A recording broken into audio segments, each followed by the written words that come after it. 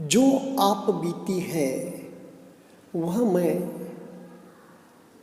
अष्टांगिक मार्ग में जो उचित दिखती है, शील समाधि प्रज्ञा विपश्यना ध्यान साधना में जो सूट होती है और जिससे कि मेरे साधक बंधुओं की साधना आगे बढ़े, कुछ अड़चने आ जाए, कुछ दिक्कतें आ जाए तो शायद वह बाधा दूर हो जाए, इसलिए मैं इस माध्यम से आप तक पहुंचाता हूं।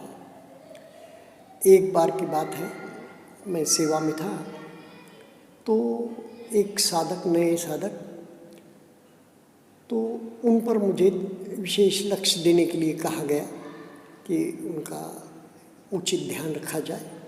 तो देखा तो जब भी गुरुदेव के निर्देश शुरू हो जाते थे तो वे धुजने लगते थे, सारा शरीर उनका कंपायमान होने लग जाता था। होंगे कोई 25 से 28 साल के मध्य के, तो कंपायमान होने लग जाता था। तो इससे किसी साधक को तो बाधा नहीं थी और हॉल में किसी प्रकार की आवाज़ भी नहीं हो सकती थी। सिर्फ वह जगह पर अपने स्थान पर ही सारा शरीर उनका हिलने लग जाता था, जिसे कंपवात हो गया हो, इस प्रकार एक अवस्था उनको होती थी। जब विशेषकर विपश्यना देने का 2 घंटे का समय आया, दोपहर की साधना का, तब गुरुदेव के निर्देश और आवाज़ एक अलग आकर्षण, चुंबकत्व, एक अलग अथॉरिटी के साथ बरसती है, साधक को आगे बढ़ाती है। तो कुछ ज़्यादा ही कंपन होकर वे दोलायमान होने लग गए, धूजने लग गए और निर्देश गुरुदेव की आवाज़ 2 घंटे तक लगातार चलते रहते हैं, बीच में छोटा छोटा अंतराल छोड़कर, काफ़ी धूजने लग गए।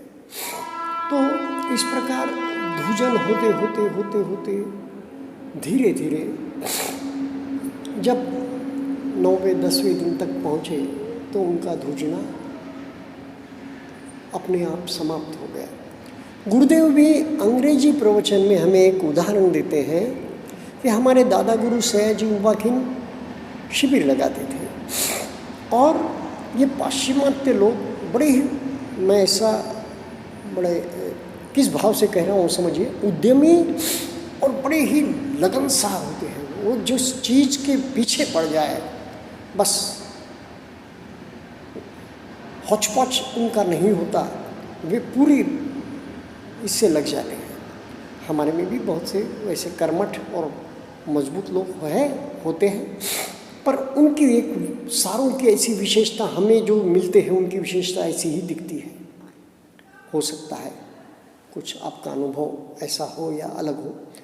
तो वह वैज्ञानिक पाश्चिमात्य साधना का मार्ग ढूंढते हुए, जब तो ऐसा नेट भी नहीं थी, इंटरनेट नहीं था, गूगल नहीं था, उन्हें मालूम हुआ और विश्वास श्रद्धा भी होनी ज़रूरी है। वहाँ गुरुदेव के आश्रम में आया तो गुरुदेव ने उसे, लोगों ने भी गुरुदेव को कुछ समझाया, यानी कि लोगों ने भी गुरुदेव को कुछ बातें बताई या उन पे दबाव भी डालने का प्रयत्न किया होगा कि भाई यह बड़ी मुश्किल से दूर से साधक आए हैं, कृपा करके गुरुदेव पे दबाव क्या गिरेगा यार, और या गुरुदेव पर या मैं क्या कहूँ समझाएं, नहीं, ऐसी बात तो गलत लगती है। तो गुरुदेव को विनंती की सब लोगों ने कि इन साधक को आप शिविर में रखिए। तो गुरुदेव ने उन्हें 30 दिन का शिविर दिया और कहते हैं जब वे शून्यागार में होते थे, कोई चेकिंग के लिए गुरुदेव आते थे, तो सारे कपड़े उतारे हुए, खाली अंदर का छोटा कच्छा और उल्टे होकर, यानी कि जैसा शीर्षासन करे या हाथ पर खड़े हो गए या जोर जोर से उछल रहे हैं, इस प्रकार का एक अनुभव सुनाया है गुरुदेव ने तो हमें, गोयनका जी ने। पर ऐसे तो अनेकों अनुभव होंगे वहाँ पे। अनेकों अनुभव हमें कब दिखते हैं ना, जब हम सेवा में जाते हैं ना, तो चर्चा में भी आते हैं दूसरे साधकों द्वारा, या फिर अन्य साधक भी अन्य सेवक भी, आचार्य भी हमसे शेयर करते हैं। अब आचार्य है, आचार्य का काम क्या है? आकर स्थान पर साधकों से पहले ही विराज जाते हैं, 5 मिनट पूर्व ही, और ध्यान में लग जाते हैं, ध्यान करने लग जाते हैं, ताकि ध्यान का वातावरण बने। और जैसे ही सारे साधक आ गए तो प्रमुख आचार्य, कंडक्टिंग आचार्य, वो टेप जो है, टेप पहले होता था, अभी जो सिस्टम है, शुरू कर देता है और फिर स्वयं भी ध्यान में लग जाता है। 5 मिनट 7 मिनट गुरुदेव के निर्देश चल रहे हैं जब तक, या फिर बीच में ही आंखें खोलकर मैत्री देने लग जाता है, यानी कि सिर के सिरे से मैत्री का ग्रहण किया और नासिका के नीचे, ऊपर वाले होंठ के ऊपर के संवेदनाओं के साथ हृदय से मैत्री का प्रसारण कर दिया। साधकों को निरीक्षण करते हुए कोई साधक किस तूफान से गुजर रहा है, किस युद्ध में लिप्त है, उसे धीरे धीरे एक एक साधक का निरीक्षण करते हुए मैत्री देते हैं। तो यह तो मैंने बात आपको बताई। अब बात क्या है? हमारी बात चल रही थी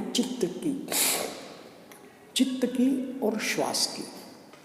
अब कुलदीप नैयर जी जो बहुत अच्छे लेखक हैं हमारे देश के, अंग्रेजी में लिखते हैं, उनका आर्टिकल आता था between the lines. Between the lines एक नॉवेल भी है, और बिटवीन द लाइन्स यानी कि 2 शब्दों के बीच में, 2 वाक्यों के बीच का अंतराल, फुल स्टॉप, अर्धविराम, पूर्ण विराम, या जो भी कहें आप, उस प्रकार। तो बिटवीन द लाइन्स का मीनिंग तो अंग्रेजी में यही है, इडियम में, फ्रेज में, कि बिटवीन द लाइन्स यानी जो दिख रहा है उससे अलग अर्थ होना, दृश्य अर्थ अलग और उसका अर्थ अलग। जैसे गुरुदेव भी लक्षणा की भाषा कहते हैं ना, एक बार साहित्य निर्मिति शुरू हुई, बहुत एक भारतीय साहित्य लक्षणा की भाषा में लिखा गया, जिसके 3 या 4 मीनिंग चलते हैं। एक तो कथा रूप में मीनिंग चलता है, भागवत कथा हो, दूसरी कोई भी कथा हो, वो कथा रूप में चलता है, गीता छोड़कर, गीता डायरेक्ट बोलती है, वैसा चलता है। और दूसरा हिडन मीनिंग अध्यात्म का होता है, आत्मा का होता है, परमात्मा का होता है, या शरीर का होता है, साधना का होता है। इस प्रकार आदि भौतिक, भौतिक, पारलौकिक, इस प्रकार के अर्थ चलते हैं। तो एक जगह वेदों में क्या लिखा है, कहा है कि प्रमा यानी कि जैसे, जैसा है वैसा। गुरुदेव कहते हैं विपश्यना क्या सिखाती है? गुण धर्म सहित, स्वभाव सहित उस चीज का, उस वस्तु, उस व्यक्ति, उस परिस्थिति का विपश्ची आँखों से दर्शन या उसे देखना, जैसा है वैसा। और दूसरा क्या है कि दूसरा है भ्रम, अविद्या। इसमें क्या हो जाता है, हम रस्सी को सांप समझ लेते हैं। प्रमा यानी कि जैसा है वैसा उसको देखना, और भ्रम यानी कि रस्सी को सांप समझ लेना। तो यह इसलिए बता रहा हूँ क्योंकि हम भी अविद्या की बात करते हैं, भ्रम की बात करते हैं। तो हम भ्रम से बाहर आकर इस संसार को यथावत, ये भंग हो रहा है, बार बार भंग हो रहा है संसार, ये संसार ही इसलिए कहा गया है कि ये सरक रहा है, सतत ये इसकी गतिमान है, सतत बदल रहा है, चेंजिंग। इसका दर्शन विपश्ची तरीके से, विपश्ची आँखों से करना चाहिए, ताकि अनित्य बोध जागे। तो बात हम कर रहे थे चित्त की और सांसों की। तो सांस, ये मैं बिटवीन द लाइन्स क्यों एग्जाम्पल दिया कि गुरुदेव के आने के बाद सांसों के विषय में और संवेदनाओं के विषय में बहुत, भारत में भी नहीं विदेशों में भी प्रचार हो गया। और अनेक संत, महात्मा, मुनि, फादर, नन और भी सन्यासी, योगी, तपस्वी गुरुदेव के शिविरों में बैठे। उन्होंने वहाँ से जितना ज्ञान ग्रहण करते आया, क्योंकि जब तक सत्तीपट्ठान और आगे के शिविर नहीं करेंगे तब तक एक प्रकार से हमारे में धम्म एक प्रकार से विचिकित्सा रहेगी, और हम क्या करेंगे, विपश्यना को अपने साँचे में ढाल के अपने तरीके से प्रसारित करने का प्रयत्न करेंगे। फिर भी मूल ढांचा जो है उसमें शील, समाधि, प्रज्ञा में कोई परिवर्तन नहीं आना चाहिए। यह एक अक्षुण्ण अपराध है जिससे औरों की हानि है, हमारी भी हानि है। चलो, तो मेरे साथ भी एक बार एक नाथ संप्रदाय के योगी बैठे। बहुत, अब नाथ संप्रदाय के योगियों का वेश कैसा होता है, भगवा पूरा जैसे भिक्खु का होता है वैसा ही, पर उनका जो स्वरूप हुलिया है वो काफ़ी अलग होता है। तो इन्हें जो भी ऐसे ब्रह्मचारी योगी संत, महात्मा या भिक्खु आते हैं, उनकी बैठने की चौकियाँ अलग ही होती हैं। तो वे भी बैठे थे, उनका भी अनुभव बड़ा अच्छा रहा अनुभव। वे भाव विभोर होकर कहने लगे, यह तो नाथ संप्रदाय की ही सारी बातें हैं। तो इस प्रकार हम जब देखते हैं कि अब तेरापंथ के बहुत प्रसिद्ध वक्ता और मुनि महाप्रज्ञ जी बैठे शिविर में, कृतार्थ हुए और महान व्यक्ति, तो उन्होंने भूरी भूरी प्रशंसा की, विपश्यना की। और फिर इसी धरती पर प्रेक्षा ध्यान उन्होंने जयपुर में शुरू किया। जयपुर में प्रेक्षा ध्यान का बहुत बड़ा सेंटर है। फिर महाशरमन जी उनके बाद, इस प्रकार। तो यह विद्या सांसों के बारे में पहले भी थी, जागरूकता प्राणायाम वगैरह के माध्यम से, लेकिन उसके बाद गुरुदेव के आने के बाद सांसों के विषय में बहुत चला। और अब तो सांसों पर हनुमान चालीसा, सांसों पर मंत्र जाप, और अब तो विपश्यना ध्यान के बाद अकर्मण्य ध्यान इस प्रकार चल पड़ा कि भाई बस बैठे रहो। अभी मैंने कुछ देखा कि कहीं से शक्तिपात हो रहा है, आप सिर्फ सवेरे 4, साढ़े 4 बजे उठ के बैठ जाओ, और आजकल तो मोबाइल का माध्यम है, उसके माध्यम से निर्देश दिए गए। लेकिन वहाँ पर देखा मैंने, चाहे रजनीश जी का आश्रम हो, चाहे अन्य आश्रमों में, तो शक्तिपात वगैरह तो अपने विपश्यना ध्यान साधना में लेना या करना दोनों ही एक गलत बात है, इस श्रेणी में आते हैं, जिसे निषेध किया गया है दोनों का ही। तो वहाँ पर वे लोग मन को ढीला छोड़ देते, खुला छोड़ देते, मन चाहे जिधर जाए, शरीर से हम स्थिर बैठे हैं। तो इससे तो आपकी संज्ञा बढ़ेगी, इससे तो आपका मन विकार मुक्त नहीं होगा, आपके विकारों की निर्जरा नहीं होगी, छोड़िए डिटॉक्स भी नहीं होगी। विचारों से पूर्व की स्मृतियों का डिटॉक्स होना ही मुक्ति है।